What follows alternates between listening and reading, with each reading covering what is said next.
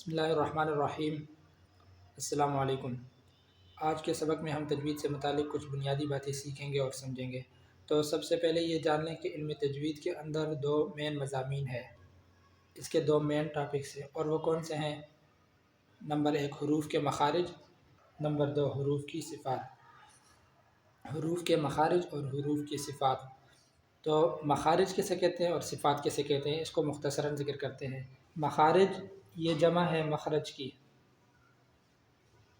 اور مخرج کا معنی ہوتا ہے نکلنے کی جگہ۔ مخارج یہ مخرج کی جمع ہے اور مخرج کا معنی ہوتا ہے نکلنے کی جگہ۔ تو حروف کے مخارج کا مطلب ہوا حروف کے نکلنے کی جگہ۔ اس کو مثال کے ساتھ واضح کرتے ہیں۔ مثال کے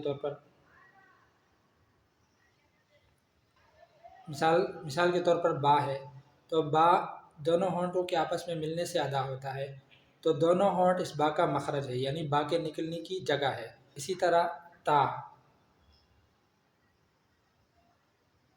زبان کی نوک اور اوپر کے دانتوں کی جڑ، اس سے تا ادا ہوتا ہے، تو یہ اس تا کا مخرج ہے، تا کے نکلنے کی جگہ ہے۔ تو یہ مطلب ہوتا ہے حروف کے مخارج کے، حروف کہاں سے ادا ہوتے ہیں، کہاں سے نکلتے ہیں۔ دوسرے نمبر پر جو اس کا مضمون ہے علم تجوید کا، وہ ہے حروف کی صفات۔ صفات صفت کی جمع ہے، اور صفت سے مراد کیفیت، یعنی حروف کس کیفیت سے ادا ہوتے ہیں۔ پہلے تو یہ تھا کہ حروف ادا کہاں سے ہوتے ہیں، اور دوسرا یہ کہ حروف کس صفت کے ساتھ ادا ہوتے ہیں۔ مثال کے طور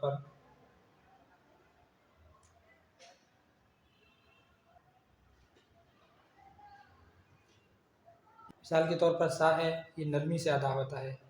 اسی طرح جیم، یہ ذرا سختی سے ادا ہوتا ہے، تو یہ ان کی صفات ہیں۔ اور اسی طرح کچھ حروف پر پڑھے جاتے ہیں، کچھ حروف باریک پڑھے جاتے ہیں۔ مثال کے طور پر ہا، ہا اس کی صفت یہ ہے کہ یہ باریک پڑھا جاتا ہے، اور کچھ حروف پر پڑھے جاتے ہیں، یعنی موٹے پڑھے جاتے ہیں۔ مثال کے طور پر خو، یہ حرف پر پڑھا جاتا ہے، تو یہ حروف کی صفات ہے۔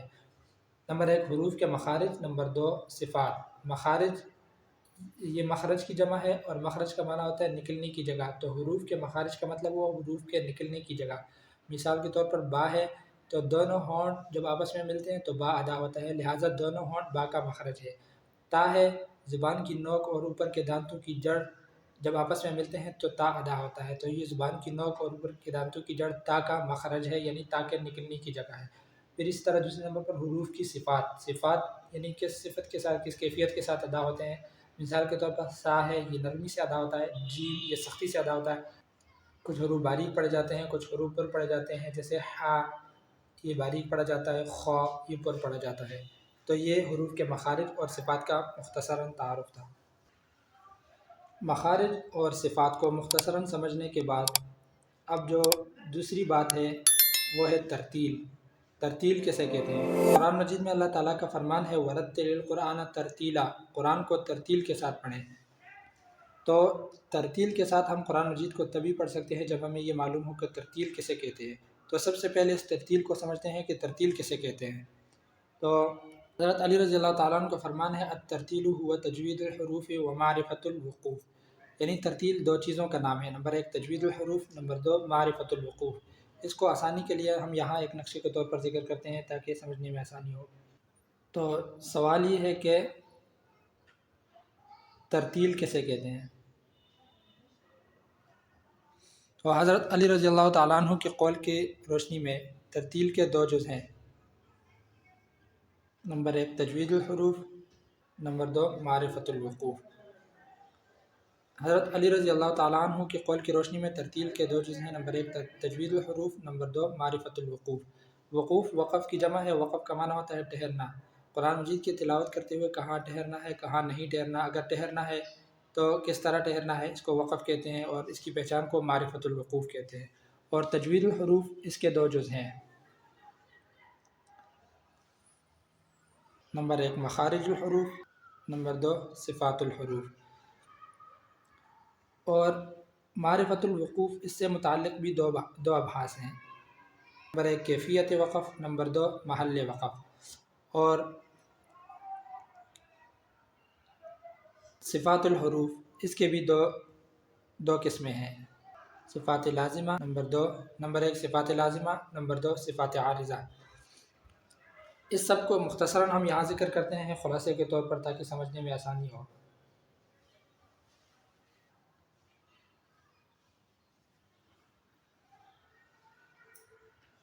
خلاصہ کلام یہ ہے کہ قرآن مجید کو ترتیل سے پڑھنے کے لیے ہمیں کیا کیا سیکھنے کی ضرورت ہے۔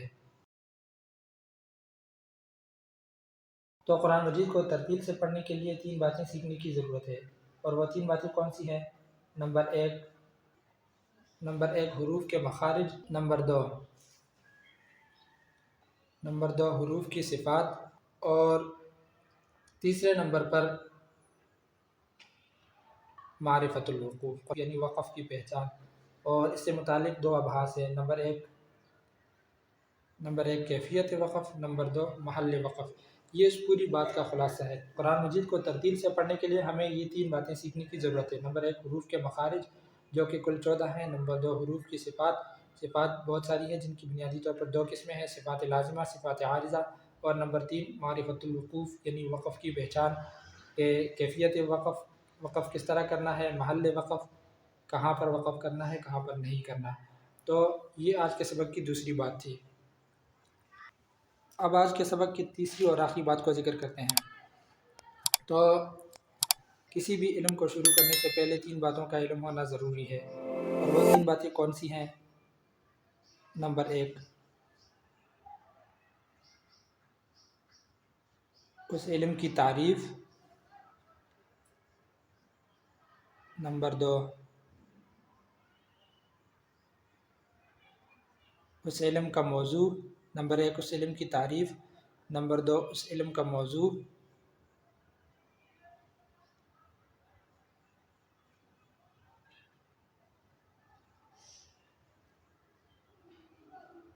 نمبر 3 اس علم کی غرض و غایت۔ تو آج ہم تجوید سے متعلق یہ 3 باتیں سیکھیں گے کہ تجوید کی تعریف کیا ہے، تجوید کا موضوع کیا ہے، اور تجوید کی غرض و غایت کیا ہے۔ تو سب سے پہلے علم تجوید کی تعریف کو ذکر کرتے ہیں۔ تجوید کی تعریف یہ ہے کہ ہر حرف کو اس کے مخرج سے تمام صفات کے ساتھ ادا کرنا۔ تو اس تعریف میں تجوید کے وہ 2 بنیادی مضامین آگے ہیں، نمبر 1 حرف کو مخرج سے ادا کرنا اور صفات کے ساتھ ادا کرنا۔ تو یہی 2 تجوید کے بنیادی مضامین ہیں، حروف کے مخارج اور حروف کی صفات۔ اور پھر صفات کی 2 قسمیں تھیں، صفات لازمہ اور عارضہ۔ گویا تجوید کی تعریف ہے ہر حرف کو اس کے مخرج سے تمام صفات لازمہ اور عارضہ کی رعایت کے ساتھ ادا کرنا۔ دوسرے نمبر پر علم تجوید کا موضوع کسی علم کا وہ ہوتا ہے جس سے متعلق اس علم میں بحث کی جاتی ہے۔ تو علم تجوید میں جس چیز سے متعلق بحث کی جاتی ہے وہ ہے حروف تہجی، الف سے لے کر یا تک کے حروف تہجی۔ الف سے لے کر یا تک کے تمام حروف تہجی اس علم کا موضوع ہے، اور انہی حروف تہجی سے متعلق اس علم میں بحث ہوتی ہے کہ ان کے مخارج کیا ہے اور ان کی صفات کیا ہے وغیرہ وغیرہ۔ تیسرے نمبر پر جو بات جاننا ضروری ہے وہ ہے علم تجوید کی غرض و غایت۔ تو علم تجوید کی غرض و غایت یہ ہے کہ قرآن مجید کو صحیح طرح پڑھنا آ جائے۔ صحیح طرح پڑھنے سے مراد قرآن مجید چونکہ عربی زبان میں نازل ہوا تو قرآن مجید کو عربی لب و لہجے میں پڑھنا، اور جس طرح حضور صلی اللہ علیہ وسلم پر قرآن مجید نازل ہوا ہے اس کے مطابق قرآن مجید کو پڑھا جائے۔ تو اس کے مطابق قرآن مجید کو پڑھنے کے لیے علم تجوید کا سیکھنا ضروری ہے، اور یہی علم تجوید کی غرض و غایت ہے۔ یہ تھا آج کا سبق۔ اگر آپ کو سبق سمجھ میں آ گیا ہو تو اس ویڈیو کو لائک کر دیں، اور اگر کوئی بات سمجھ نہ آئی ہو تو کمنٹ میں پوچھ لیں۔ مزید ویڈیو کے لیے اس چینل کو سبسکرائب کر کے بیل کا آئیکن ضرور پریس کریں۔ شکریہ۔